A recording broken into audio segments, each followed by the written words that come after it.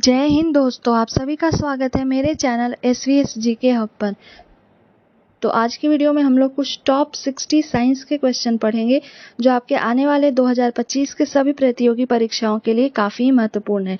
ये सारे के सारे क्वेश्चन जो दिए गए हैं 2014 से लेकर 2025 तक के मोस्ट रिपीटेड क्वेश्चन का कलेक्शन है। तो आप लोग एग्जाम से पहले एक बार जरूर इस वीडियो को देखें। चलिए शुरू करते हैं। पहला प्रश्न है, प्रकाश के परावर्तन का नियम क्या है?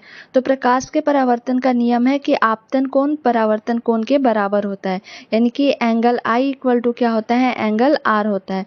तो ये किस ऑप्शन में दिया गया है? ऑप्शन बी में दिया गया है, परावर्तन कोण आपतन कोण के बराबर होता है। अगला प्रश्न है, एग्रेस्टोलॉजी में अध्ययन किया जाता है तेल बीजों का, फसलों का, घासों का या फलों का? तो इसका राइट आंसर हो जाएगा घासों का। एग्रेस्टोलॉजी में घास का अध्ययन करते हैं, ऑप्शन सी करेक्ट हो जाएगा। वही फलों के अध्ययन को क्या बोला जाता है? तो फलों के अध्ययन को बोला जाता है पोमोलॉजी। याद रखिएगा, ये भी प्रश्न कई बार एग्जाम में पूछे गए हैं कि फलों के अध्ययन क्या कहलाते हैं? पोमोलॉजी कहलाते हैं। अगला प्रश्न है, सफेद स्वर्ण के नाम से किसे जाना जाता है? ऑप्शन में दिए गए हैं नाइट्रोजन, ऑक्सीजन, प्लैटिनम या कार्बन। तो सफेद स्वर्ण के नाम से प्लैटिनम को जाना जाता है, ऑप्शन सी इसका करेक्ट हो जाएगा। अगला है, दही का जमना कौन सी प्रतिक्रिया है? ऑप्शन में दिए गए हैं भौतिक प्रतिक्रिया, रासायनिक प्रतिक्रिया, उपयुक्त दोनों या इनमें से कोई नहीं। तो दही का जमना जो है रासायनिक प्रतिक्रिया है, ऑप्शन बी करेक्ट हो जाएगा। और ये रासायनिक प्रतिक्रिया इसलिए है क्योंकि जब दूध से दही में कन्वर्जन होता है, ठीक है, तो उसे वापस उसी फॉर्म में यानी कि दही में नहीं लाया जा सकता है। तो इस कारण से ये एक रासायनिक प्रतिक्रिया है, क्योंकि इस प्रतिक्रिया में एक नया पदार्थ बना है। तो जिसमें नए पदार्थ बनते हैं वो रासायनिक प्रतिक्रिया कहलाता है। अगला प्रश्न है, मनुष्य के मस्तिष्क की सबसे बाहरी झिल्ली कौन सी है? ऑप्शन में दिए गए हैं पिया मीटर, एरेक्वेनाइड, ड्यूरामीटर या मीटर। तो मनुष्य के मस्तिष्क की सबसे बाहरी झिल्ली ड्यूरामीटर कहलाती है। इसका राइट आंसर हो जाएगा ऑप्शन सी। अगला क्वेश्चन है, ग्रहों के गति संबंधी नियम किसने दिए थे? न्यूटन ने, केपलर ने, आइंस्टीन ने या जेम्स चैडविक ने? तो वो केपलर के द्वारा दिया गया था। इसका राइट आंसर ऑप्शन बी हो जाएगा केपलर। अगला है, सोडियम क्लोराइड जिसका फॉर्मूला क्या होता है NaCl, किसका उदाहरण है? अम्ल का, क्षार का, लवण का या तत्व का? तो सोडियम क्लोराइड जो उदाहरण है वो लवण का है, ऑप्शन सी करेक्ट हो जाएगा। अगला प्रश्न है, E इक्वल टू MC² का प्रतिपादन किसने किया था? Albert Einstein, Alexander Fleming, Galileo या चार्ल्स डार्विन? तो E इक्वल टू MC² जो है वो आइंस्टीन के द्वारा दिया गया था। इसका राइट आंसर ऑप्शन ए हो जाएगा, एल्बर्ट आइंस्टीन। अगला प्रश्न है, दूध में कौन सा विटामिन नहीं पाया जाता है? तो दूध में विटामिन सी नहीं पाए जाते। जितने भी खट्टे पदार्थ होते हैं, ठीक है, याद रखिएगा इसे, जितने भी खट्टे पदार्थ जैसे आपके आंवला हो गए, ये सारे में क्या पाए जाते हैं? विटामिन सी पाए जाते हैं खट्टे पदार्थों में। लेकिन एक दूध जो है उसमें विटामिन सी नहीं पाया जाता है। अगला प्रश्न है, निम्नलिखित में से किसकी उपस्थिति के कारण दूध में मिठास आ जाती है? साइक्रोज, लैक्टोज, सुक्रोज या कैरोटीन? तो ये लैक्टोज की उपस्थिति के कारण इसका जो कलर, जो दूध में मिठास, स्वीटनेस आ जाता है, ऑप्शन बी करेक्ट हो जाएगा। अगला प्रश्न है, धातु और अधातु में से विद्युत का अच्छा चालक कौन होता है? अधातु होते हैं, धातु होते हैं, दोनों या कोई नहीं? तो इसका राइट आंसर ऑप्शन बी हो जाएगा, धातु, जिसे क्या बोला जाता है? मेटल। मेटल जो होते हैं वो गुड कंडक्टर होते हैं, किसके? इलेक्ट्रिसिटी एंड हीट के। याद रखिएगा ये गुड कंडक्टर हैं, हीट एंड इलेक्ट्रिसिटी दोनों के, क्योंकि इससे होकर करंट और इलेक्ट्रिसिटी जो होते हैं वो पास आउट कर सकते हैं। इस कारण से इसे विद्युत का अच्छा चालक या सुचालक माना जाता है।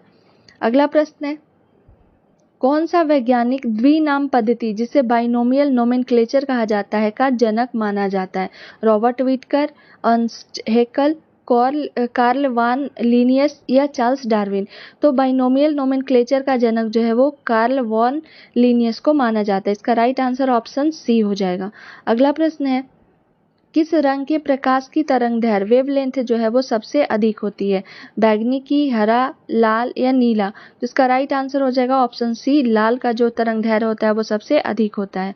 अगला है, किडनी का मुख्य कार्य क्या होता है? शरीर से अपशिष्ट पदार्थ को बाहर निकालना, शरीर के तापमान में कमी, रक्त प्रवाह का नियंत्रण या पाचन क्रिया में सहायता? तो किडनी का मुख्य कार्य होता है जितने भी हमारे बॉडी के वेस्ट मटेरियल होते हैं उन्हें बाहर निकालना। तो ऑप्शन ए करेक्ट हो जाएगा। अगला प्रश्न है, वे पदार्थ जो जलकर ऊष्मा प्रदान करते हैं क्या कहलाते हैं? कोयला, ईंधन, ऊष्मादायक या ज्वालक? तो इसका राइट आंसर क्या हो जाएगा? जो जलकर ऊष्मा प्रदान करते हैं वो कहलाते हैं ईंधन। ऑप्शन बी करेक्ट हो जाएगा। अगला क्वेश्चन है, सूर्य की ऊर्जा किस प्रक्रिया के कारण उत्पन्न होती है? न्यूक्लियर फ्यूजन, रेडियोधर्मता, अपघटन या न्यूक्लियर फिजन? ठीक है, इसमें अक्सर स्टूडेंट को कंफ्यूजन होता है कि न्यूक्लियर फिजन है या न्यूक्लियर फ्यूजन है। तो इसका राइट आंसर हो जाएगा ऑप्शन ए, न्यूक्लियर फ्यूजन के कारण सूर्य की ऊर्जा उत्पन्न होती है।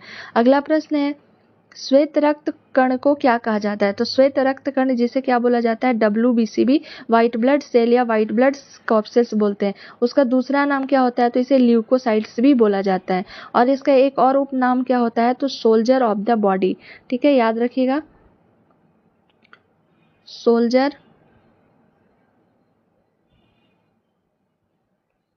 Of the body. अब सोल्जर इसे क्यों बोला जाता है? क्योंकि जो भी बाहर से इन्फेक्शन होते हैं हमारे बॉडी में, ठीक है, वो इससे क्या करता है? सबसे पहले WBC ही आकर लड़ता है। तो इसका सोल्जर का मतलब क्या होता है? रक्षा करने वाला, रक्षक। तो इस कारण से इसे सोल्जर ऑफ द बॉडी के नाम से भी जाना जाता है। अगला प्रश्न है, परमाणु के नाभिक में निम्न कण होते हैं। कौन कौन से कण होते हैं? इलेक्ट्रॉन एवं न्यूट्रॉन, प्रोटॉन एवं इलेक्ट्रॉन, प्रोटॉन एवं न्यूट्रॉन या इलेक्ट्रॉन एवं कण? तो इसका राइट आंसर ऑप्शन सी हो जाएगा, प्रोटॉन एवं न्यूट्रॉन। अगला प्रश्न देखते हैं, निम्न में से कौन मानव के पैर की हड्डी नहीं है? ऑप्शन में दिए गए हैं टीबिया, फीमर, फीबुला या ह्यूमरस। तो इसका करेक्ट आंसर हो जाएगा ह्यूमरस। ह्यूमरस जो है वो मानव पैर की हड्डी नहीं है। ऑप्शन डी करेक्ट हो जाएगा। अगला है, ऊतकों का अध्ययन क्या कहलाता है? ऑप्शन में दिए गए हैं डर्मेटोलॉजी, एंटीमोलॉजी, जूलॉजी या हिस्टोलॉजी। तो ऊतकों का अध्ययन जो है वो हिस्टोलॉजी कहलाता है। इसका राइट आंसर ऑप्शन डी हो जाएगा।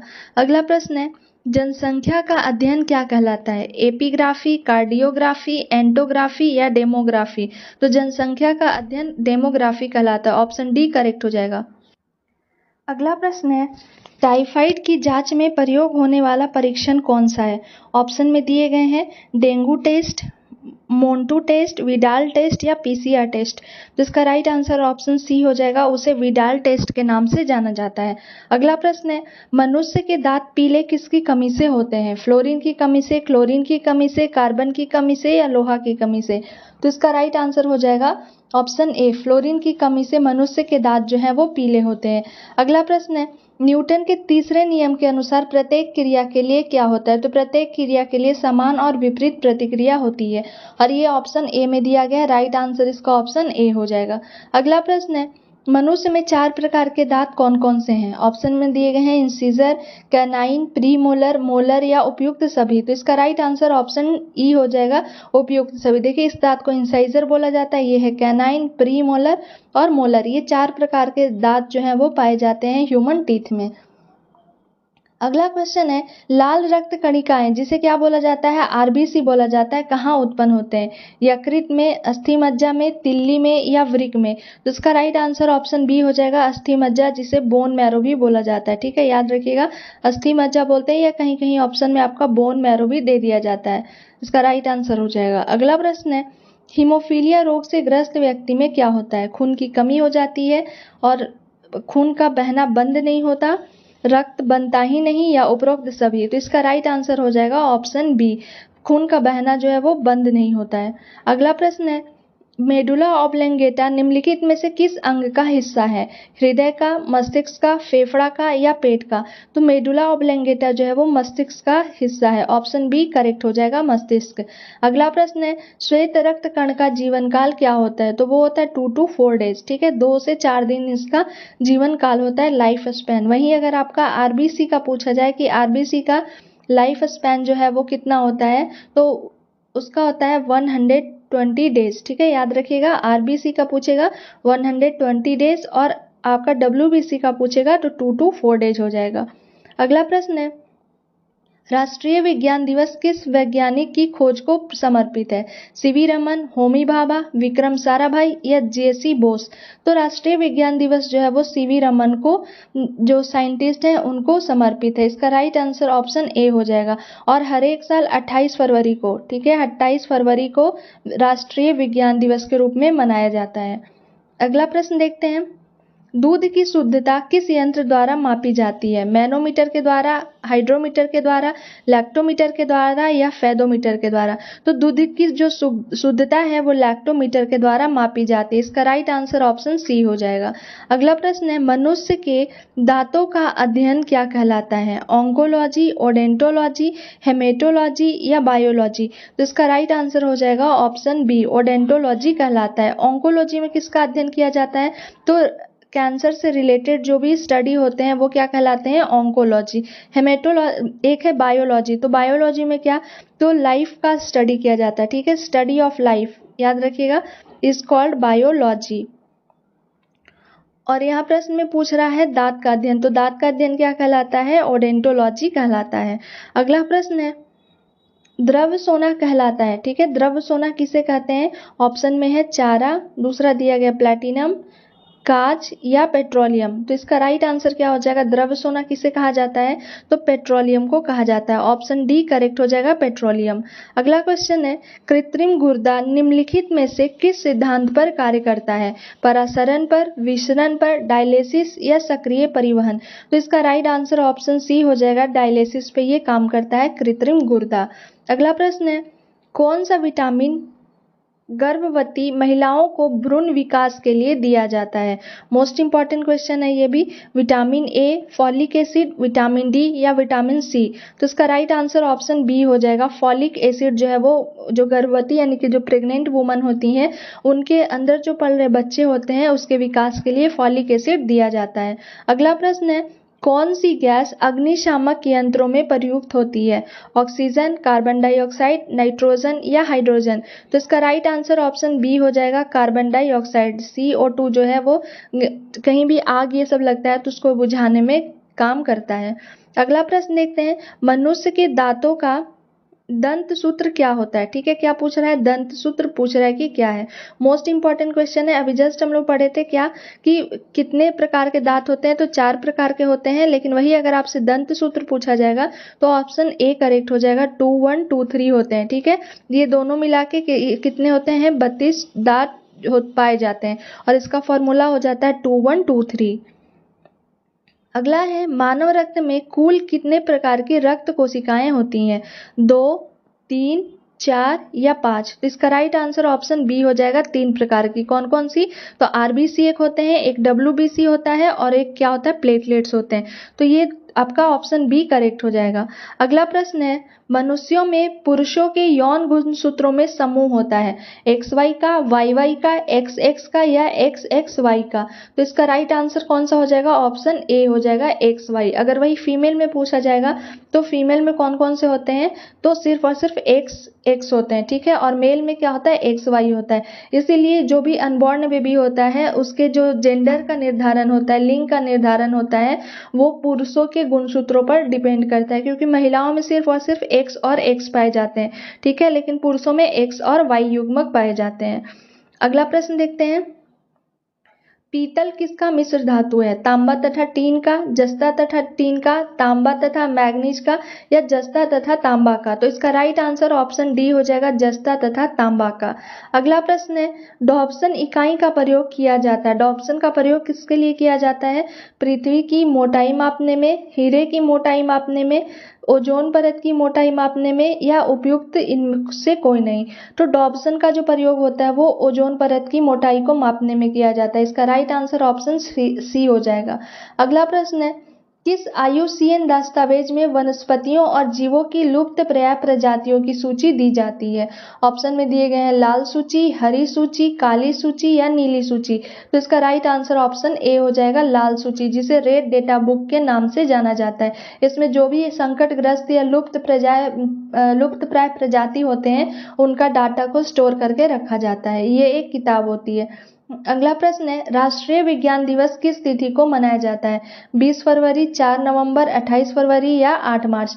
तो इसका राइट आंसर ऑप्शन सी हो जाएगा। ठीक है, हर एक साल 28 फरवरी को विश्व राष्ट्रीय विज्ञान दिवस के रूप में मनाया जाता है। वहीं आपका 20 फरवरी जो है वो विश्व सामाजिक न्याय दिवस। ठीक है, इसे भी याद रखिएगा क्योंकि प्रश्न पूछे जा सकते हैं। विश्व सामाजिक न्याय दिवस मनाया जाता है किस दिन को मनाया जाता है? तो 20 फरवरी को मनाया जाता है। और अगला जो आपका दिया गया है वो क्या है? 8 मार्च। तो 8 मार्च को क्या मनाया जाता है? तो ये आपका इंटरनेशनल वुमेन्स डे, अंतर्राष्ट्रीय महिला दिवस 8 मार्च को मनाया जाता है। अगला प्रश्न है, मार्स गैस कहलाता है। ठीक है, मार्स गैस किसे कहते हैं? ईथेन को, मीथेन को, प्रोपेन को या ब्यूटेन को? तो इसका राइट आंसर हो जाएगा ऑप्शन बी। ठीक है, मीथेन को क्या बोला जाता है? मार्स गैस बोला जाता है, जिसका फॉर्मूला क्या होता है? CH4 मीथेन का फॉर्मूला होता है। अगला प्रश्न देखते हैं।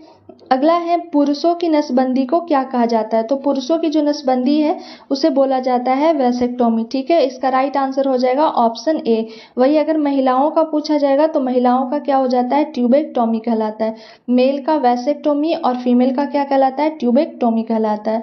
तो ये आपके कुछ इंपॉर्टेंट मोस्ट साइंस के आपके 60 क्वेश्चन का कलेक्शन था। आई होप आपको वीडियो पसंद आया होगा। अगर वीडियो पसंद आया तो प्लीज़ एक लाइक, शेयर एंड सब्सक्राइब ज़रूर करें ताकि आने वाले वीडियो का नोटिफिकेशन आपके नंबर पर आ सके। इस वीडियो में आपके जितने भी सेशन कराए जा रहे हैं वो सारे के सारे मोस्ट इम्पॉर्टेंट RRB के को ध्यान में रखते हुए सारे क्वेश्चन का कलेक्शन है। तो अगर आप मेरे चैनल पर नए हैं तो प्रीवियस वीडियो को एक बार जाकर जरूर देखें, आने वाले परीक्षाओं के लिए काफ़ी ही महत्वपूर्ण होगा। Thank you for watching my video.